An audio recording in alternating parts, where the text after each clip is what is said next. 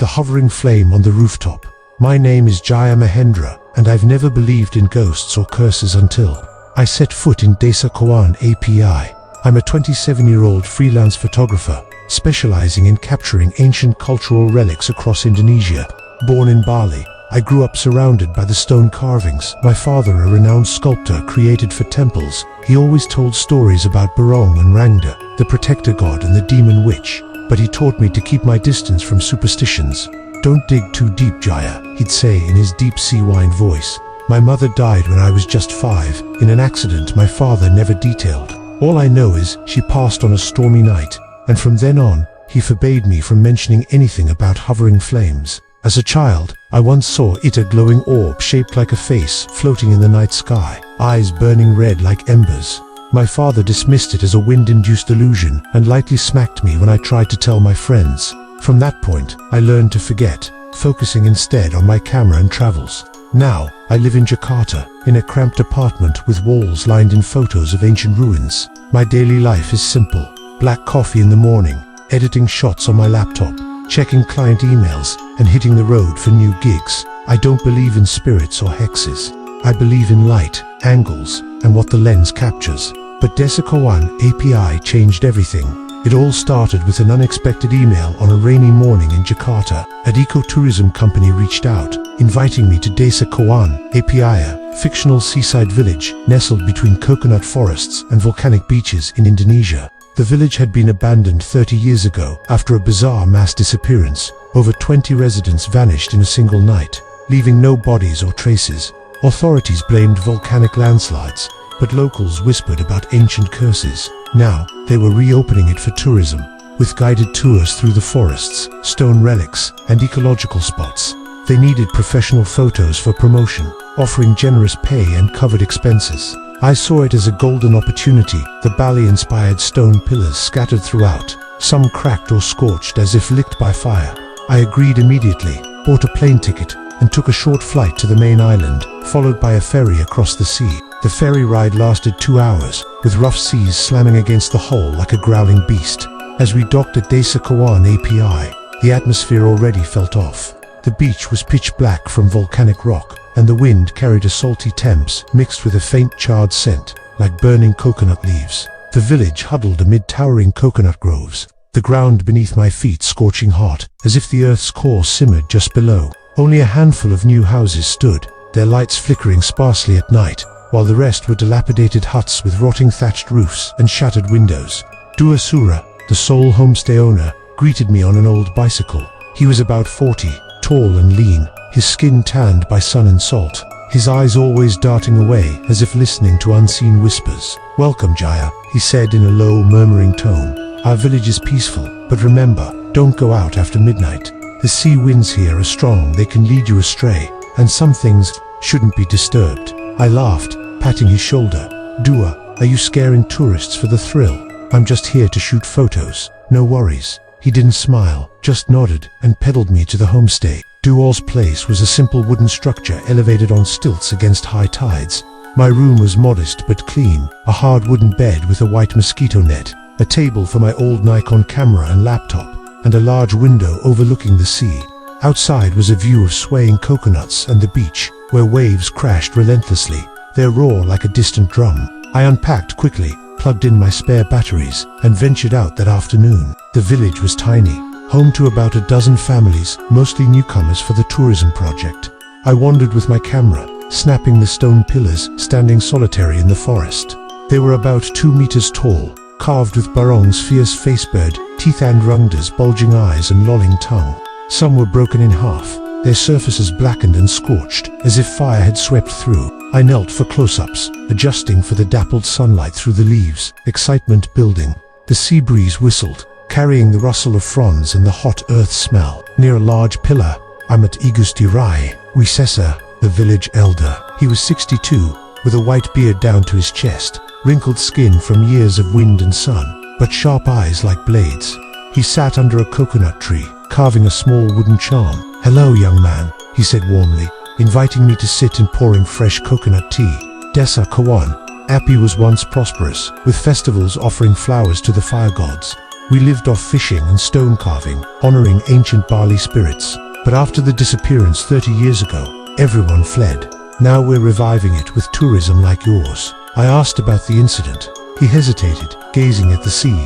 They vanished on a windy night. Morning came, houses empty, just belongings and scorch marks on roofs. Officials said volcanic shift, but old legends speak of Horokal flame faces hovering over homes, stealing souls. We don't talk much, afraid the spirits might hear. He chuckled dryly, but his eyes stayed serious, a real warning.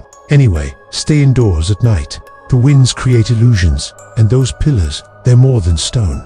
I nodded politely, jotting notes for photo captions. On the way back, I encountered Naraswari, the young woman working at the homestay. She was around 20, beautiful with long black hair cascading down, pale skin contrasting the sea sun, but her eyes looked weary, like she hadn't slept. She helped Dua with cleaning and cooking, carrying a basket of offering flowers. When I greeted her, she smiled sadly. "You're the photographer from Jakarta, shooting the village. Be careful, some dark corners aren't meant for the lens, especially at night." I grinned and asked why. She glanced around fearfully. "I sleepwalk a lot. I wake up with red marks on my chest and neck, like claw scratches. The doctor on the big island says, sea wind allergy, but I know better. Something ... Watch as Dua interrupted from afar, whispering, "She's right. Don't worry, but seal your windows at night, like I do." That evening, we dined together on the porch. Fresh grilled fish with coconut spices, steaming white rice, and tangy forest leaf salad. The mood was light. At first they shared island life tales about sharks swimming close to shore, flower rituals at village gates to ward off evil. But when I mentioned Lika Bali, legend of night witches, they fell silent. Naraswari paled. "Don't name it, it might hear." Dua nodded. "Old stories, Jaya, eat up. Tomorrow you shoot more." That first night in Desa Kawan Api, I lay in bed, trying to sleep amid the sweltering heat rising from the ground. Sea winds howled through the window, waves pounding like drums. I thought of today's shots, planning for dawn on the beach. Then, around midnight, as I dozed, a strange sound echoed. At first, I thought wind, a long, persistent howl, like blowing through a hollow bamboo, but it shifted, becoming a high-pitched hiss, like flames roaring in a forge. It wasn't from the sea or forest, but from the rooftop, as if something burned right above me. My heart raced. I sat up, grabbed my flashlight, and shone it out the window. Pitch black darkness enveloped everything, just swaying coconuts. No fire, no smoke. A faint charred smell seeped through the cracks, making me cough. "Probably a distant campfire, or volcanic rocks cracking," I muttered, lying back down. But the sound lingered in my mind, keeping me tossing until dawn. Dreams filled with hazy faces from childhood. The next morning, I woke exhausted, eyes ringed in shadows. Over breakfast, grilled bread and forest fruits with Dua. I mentioned the hiss. He paused long, his teacup trembling, then said, "Sea winds make odd noises here, Jaya. Sometimes like fire popping from volcanic stones underground. Ignore it, but if it returns, stay inside and wear a charm. I have Penanchol and Leak amulet swords against leak if you want." I scoffed, "You're too superstitious. I'm modern. I trust my camera." But deep down, the childhood hovering flame memory unsettled me. Day 2, I ventured deeper into the coconut forest for older pillars. The path narrowed, leaves crunching underfoot, air humid with hot soil scent. I found a massive Rangda statue, its face twisted ferociously, eyes bulging as if staring at me. Kneeling to shoot, adjusting for leaf-filtered light, I felt watched from above. Looking up, only thick fronds swayed. No one. "Paranoid, Jaya," I grumbled, snapping dozens more. But the feeling persisted all afternoon. Invisible eyes from treetops, from high coconut branches. Back at the homestay late afternoon, I was drained, having a late lunch with Naraswari. She asked about the photos. I showed her on my laptop. "Nice," she said, but her eyes lingered on the Rangda shot, hand shaking. "You know Rangda symbolizes Leak, night witches who shed skin and detach heads to fly. By day, they're normal people. At night, ... They hunt organs, especially from pregnant women, craving unborn souls." Her voice dropped, fearful. I laughed. "Fairy tales, Naraswari. In Jakarta, we don't buy that." She didn't smile, shaking her head. "Maybe not tales, Jaya. I've seen it in sleepwalks, fiery head peering from the roof. My red marks, its claws." Dua emerged from the kitchen, overhearing. "Stop scaring him. Jaya, take this amulet." He handed a cloth etched with ancient symbols. tied with red string. I wore it around my neck to humor them, but inwardly dismissed it as local folklore. That second night, I set up night mode to capture starlit seas and forests. I positioned the camera at the window, set for time-lapse, and slept. Winds howled, but fatigue took me. Morning, reviewing footage on my laptop, my heart skipped. Around 2 a.m., a strange glow appeared, not a shooting star, not a plane, but a hazy face, aged, with burning red eyes like glowing coals. It drifted past the window slowly, mouth grinning, then vanished into dark fronds. I zoomed. The face had sparse teeth, wrinkled scorched skin, flashlight reflection. Tech glitch, I wondered, but the light was off. Camera fine. Childhood memories surged, the forbidden hovering flame. Shaking, curiosity over fear, I kept it secret, no telling, and continued work, but watched nights closer. Afternoon, I revisited Visesa for Horokau legends. He carved charms under the tree, incense smoke rising. Horokau are cursed souls, he said slowly, eyes distant on the sea. They fly at night, face-shaped flames, hissing like whirlwinds. Once human, they practiced black magic, punished by fire gods. By day, they blend in. At night, they shed skin, detach heads to soar, emitting fire hisses and dry laughs. They hunt organs and souls. The 30-year disappearance. Likely Leak Hara Wana, firehead demon. The village knows, but we stay silent, fearing revenge. Perhaps even your kin. His words jolted me. My mother died near here in Bali. Father banning flame talks. Norasori, seeing my amulet, paled more. Were it always, don't remove. I did once, and that night, it came closer. Second night, the fire hiss returned, closer, with whirlwind swirls like flight. I sat up, flashlight in hand, but stayed inside. Sound grew louder, then sudden silence. Per dua later, the closer the sound, the farther it is. Silence means it's right behind. Chills ran down my spine, charred smell through doors. I stepped to the porch with camera, cold winds whipping my face, ground scorching barefoot. Then dry cackle echoed from the forest like bones grinding, hollow and terrifying. I spun, saw nothing, hairs standing. I snapped photos wildly into darkness.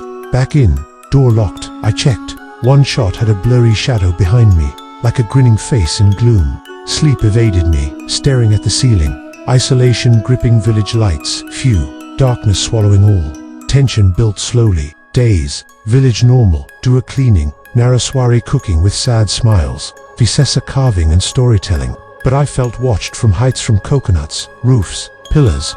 I shot more, but each photo odd, unnatural glows in corners, lurking shadows. I relied on flashlight and night vision cam, exploring nights briefly, not far. Third night, I stayed awake to watch on porch, light and camera ready, amulet on. Midnight, fire hiss boomed, with rooftop crackles like burning flesh, charred stench overwhelming, coughing.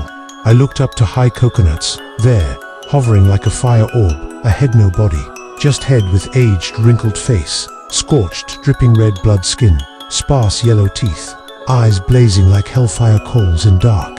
It stared down, mouth grinning, hissing whirlwind. I screamed, hands shaking, snapping furiously, head swooped lower, as if charging, then vanished. I fled inside, bolted door, heart pounding. Photos clear, Leak Hara Wana, demon firehead, staring into lens. Morning, trembling, I told Dua, showed laptop photos. He blanched, collapsed in chair. You've seen it. Leak Hara Wana night, which once a village woman cursed for black magic revenge on cheating husband. By day blends night, sheds skin, detaches head to fly, hissing fire and cackling dry, hunts organs, pregnant women especially, craving fetal souls. 30-year vanish her doing, village knows, but silent pact, as she might be kin. Perhaps ... yours. Words, shocked mother's death, father's silence. Naraswari cried, hearing, I've seen in sleepwalks, it claws me, whispers my name from roof, red marks its nails. Jaya, leave now, Visesa told, shook head. You disturbed it with camera, now it follows. Offer flowers and charms, but maybe too late. I should have fled, bought ferry ticket home, but stubborn curiosity habit sneaking back to strange sounds kept me. Thought, capture proof, post online warn, or unravel secret. Started detailed journal, depending flashlight and night cam wholly. Nights, village, isolated extreme, few dim houses, winds howling like whales, fire crackles from roofs somewhere, felt sealed in darkness. Cultural symbols, Penangkalan Layak charms, Barong statues, offering flowers now, duel, protect, or seal, awakening thing. Fourth night, worst, editing, photos in room, door knocks, gentle persistent, like sharp nails on wood, opened, heart thumping, porch empty, just howling wind, darkness, then dry cackle from roof, with overwhelming charred stench. I grabbed flashlight, climbed roof foolish and found shed human skin layer, still warm, cracked flesh, scorched, blood dripping overhead onto me, flesh cracking echoes like tearing skin, turned, leak head, hovering nearby coconut branch, eyes hellfire blazing, mouth grinning, swooping with whirlwind hiss. I yelled, slipped falling to porch, camera flying, ran to village, calling Dua, Naraswari, Visasi but houses dark, doors ajar, no one, all gone, like 30-year vanish, alone in black void, door knocks, resuming from homes, ran back, locked in, but window glance, head peering in, eyes glowing, mouth smiling, as if whispering my name. I recall nothing after. Woke in Bigeland Hospital, odd burns on hands and neck, like flame licks. Doctor said, lost in forest, fainted from heat and hallucinations, but camera and photos gone. Found me unconscious near beach, mumbling firehead. Now, back Bali with father, every night fire hiss on roof, dry cackle ear close, despite calm sea winds. Dare not look up trees or roofs. Maybe Leak Hara Wana followed home, or worse, always here, blending among us, waiting. Village secret and perhaps family still haunts. Do you dare glance at your rooftop at night? Or have you heard the knocking?